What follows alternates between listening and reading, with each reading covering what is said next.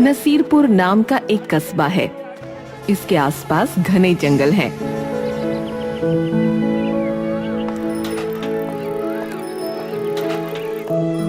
और शहर जाने का रास्ता भी जंगल के बीच में से है।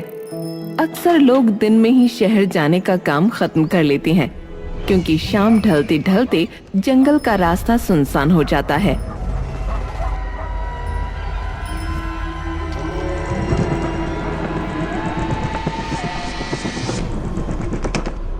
एक दिन कार्तिक नाम का एक लड़का, जो कि नसीरपुर का रहने वाला है, उस शहर की तरफ जंगलों के बीच में से जा रहा था।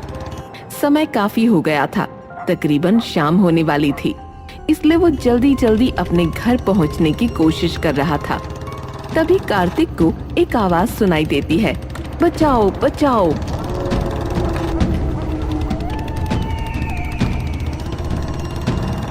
क्या मुझे बाइक रोकनी चाहिए?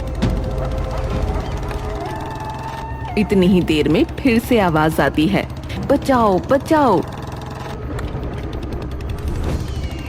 एक बार बाइक रोक कर देखता हूँ कि कौन मुझे बार बार पुकार रहा है।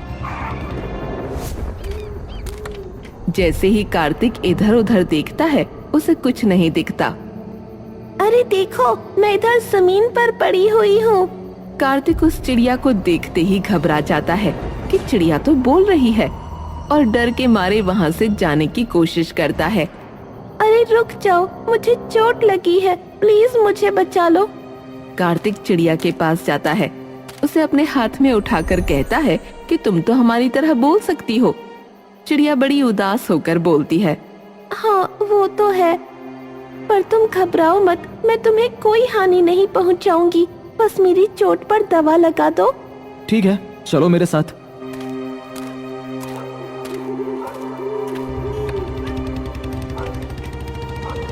कार्तिक चिड़िया को अपने साथ घर ले आता है।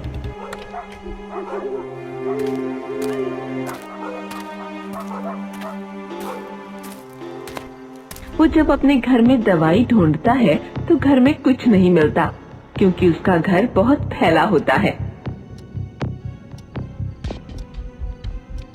पर बहुत देर तक ढूंढने के बाद डिटॉल की दवा मिल जाती है। कार्तिक चिड़िया को दवा लगा देता है और उसको वहीं खिड़की के पास बैठा देता है। क्या मुझे कुछ खाने को मिल सकता है? मैं बहुत भूखी हूँ। पर इस समय मेरे पास खाने के लिए और खिलाने के लिए कुछ नहीं है। पर अगर मुझे कुछ खाने को नहीं मिला तो मैं मर जाऊंगी। मैं मरना नहीं चाहती, मुझे बचा लो, प्लीज कुछ खिला दो। रुको, मैं कहीं से कुछ इंतजाम करता हूँ। कार्तिक अपने पड़ोसी रमेश शर्मा जी से चिड़िया के लिए थोड़े से दाने लेकर आता है। ये लो, खा लो, बस इतना ही मिला है मुझे। चिड़िया ने दाने खाकर कार्तिक से कहा, मैं तुम्हारा धन्यवाद कैसे करूं? तुमने आज मेरी जान बचा ली।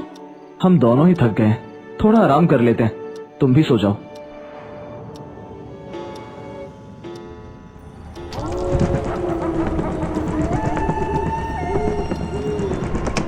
कार्तिक आंख बंद करके वहीं चिड़िया के पास लेटा हुआ होता है। तभी चिड़िया पूछती है कि क्या तुम कुछ नहीं खाओगे? मेरे पास खाने के लिए कुछ नहीं है। पर बिना खाए तुम ऐसे कब तक रह पाओगे? पता नहीं मुझे। एक बात बताओ, क्या तुम्हारे परिवार में कोई और नहीं है? तुम यहाँ अकेले रहते हो?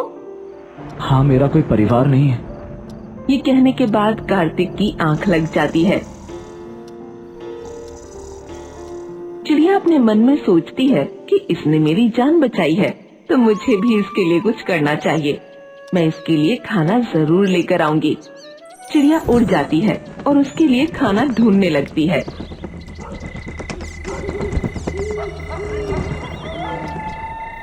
थोड़ी ही देर में कार्तिक की आंख खुलती है।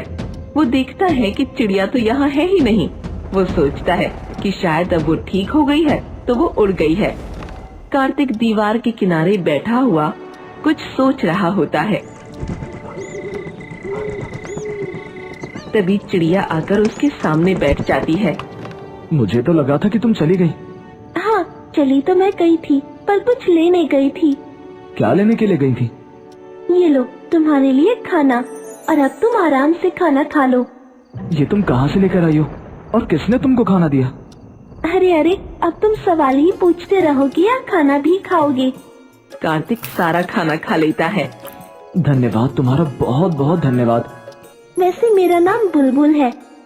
ठीक है, अब मैं तुम्हें बुलबुल ही बोला करूंगा। वैसे बुलबुल, तुम जब तक चाहो यहाँ रह सकती हो मेरे साथ।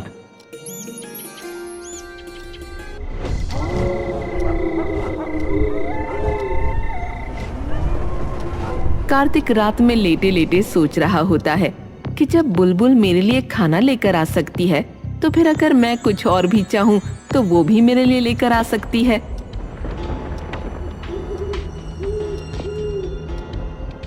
तुम क्या सोच रहे हो? मैं सोच रहा हूँ कि मेरे घर में मुझे कुछ जरूरी सामान इकट्ठा करना चाहिए, जिससे हम दोनों आराम से रह भी सकें और खाना भी खा सकें। हाँ, ये तो तुम सही कह रहे हो। मैं जो बोलूँगा वो तुम करोगी? हाँ बिल्कुल, तुमने मेरी जान बचाई है, मैं सब कुछ करूँगी। वादा करो कि तुम मेरा साथ कभी नहीं छोड़ोगी। हाँ, मैं तुम्हारा साथ कभी नहीं छोड़ूंगी।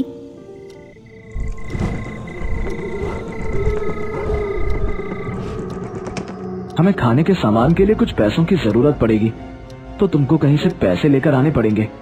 पर मैं ऐसे पैसे कहाँ से लेकर आऊंगी? लोगों के घर से। पर ये तो चोरी होगी ना? कार्तिक भावुक होने की चाल चलता है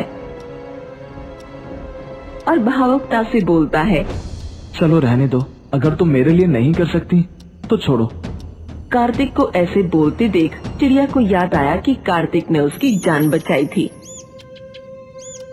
बुलबुल भी भावुक होकर बोलती है, तुम परेशान मत हो, जैसा तुम कहोगे वैसा ही मैं करूँगी। हमारे पड़ोस में रमेश जी रहते हैं, जो कि बहुत पैसे वाले हैं। उनके यहाँ दोपहर में सब सो जाते हैं, तब तुम चुपचाप जाकर पैसे चुरा सकती हो।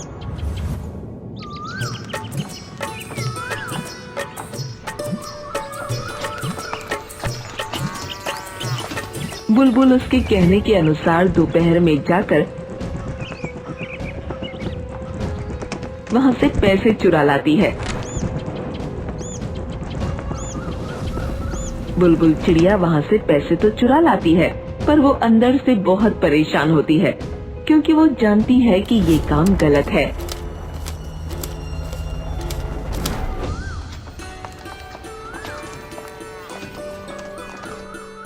कार्तिक का लालच मानो दिन ब दिन बढ़ता ही जा रहा था।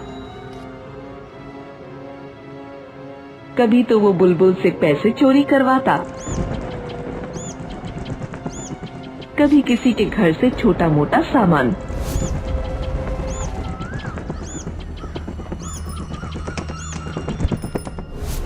एक दिन कार्तिक बुलबुल को बोला, बुलबुल, आज तुमको कुछ बड़ा चुराना है। ये सब तुम गलत कर रहे हो कार्तिक। कार्तिक उसकी एक भी बात नहीं मानता और गुस्से में बोलता है। चिड़िया उदास होकर बोलती है, बताओ क्या करना है? जो गहनों की दुकान हमारी गली के बाहर है, वहीं से तुमको एक छोटा सा गले का हार चुरा कर लेकर आना है। क्या तुम जानते हो कि गहनों की दुकान के आसपास जाल लगा हुआ है और दुकान के पास पुलिस चौकी भी है? अगर मैं जाल में फंस गई तो मैं पकड़ी जाऊंगी। कुछ नहीं होगा, कल तुम्हें ये काम कैसे भी करना है। कार्तिक ये कहकर सो जाता है और बुलबुल को भी बोलता है कि तुम भी सो जाओ। पर बुलबुल को कहाँ नींद आ रही थी, क्योंकि बुलबुल को ये सब गलत लग रहा था।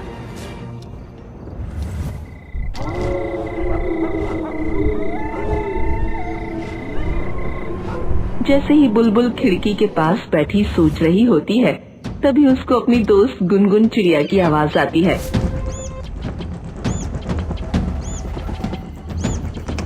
उसे देखते ही बुलबुल रोने लगती है और उसे सब बताती है।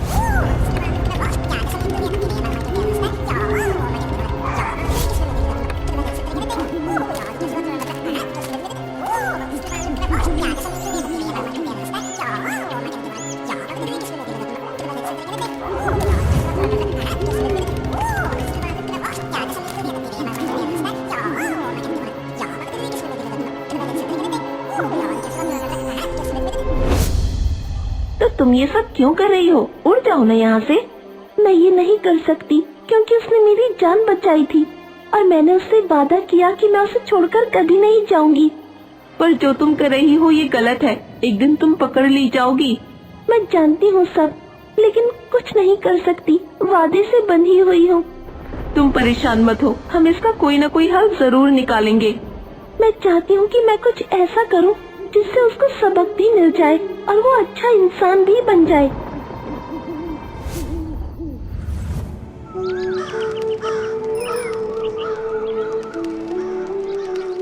वो दिन आ गया। आज बुलबुल चिड़िया को हार की चोरी करनी है। बुलबुल चिड़िया सोच सोच कर बहुत परेशान है कि आगे क्या होगा। तभी गुनगुन चिड़िया बुलबुल को बोलती है, मेरे पास एक प्लान है जिससे हम सबका काम आसान हो सकता है। ऐसा क्या सोचा है तुमने, बताओ। मेरे पास जो प्लान है उससे सब ठीक हो जाएगा। जैसा मैं कहती हूँ वैसा करो। ठीक है, जैसा तुम कहोगी वैसा मैं करूँगी।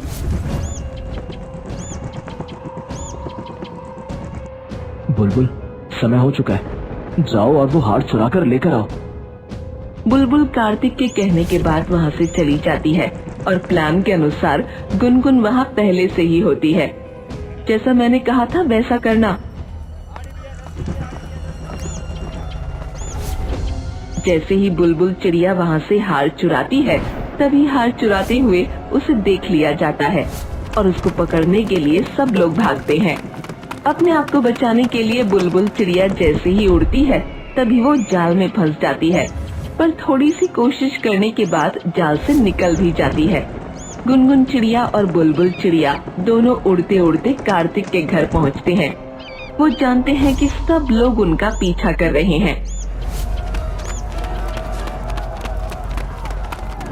ये लो कार्तिक, जो हार तुमने मंगवाया था मैं ले आई। अरे वाह लाला, आज तो मैं माला माल हो गया। इतनी देर में सब लोग वहाँ इकट्ठा हो जाते हैं और कार्तिक को पकड़ लेते हैं। जैसे ही वो कार्तिक को पुलिस के हवाले करने वाले होते हैं, तभी बुलबुल चिड़िया बोलती है, आप सब इनको कुछ मत कहिए, चोरी तो मैंने की है, मुझे पकड़िए ना और मुझे मारिए। ये सुनकर कार्तिक बोलता है, नहीं, ये सब गलती मेरी है। मैंने ही बुलबुल को ये काम करने के लिए कहा था। आप मुझे माफ कर दीजिए, आगे से मैं कभी ऐसी कोई गलती नहीं करूँगा।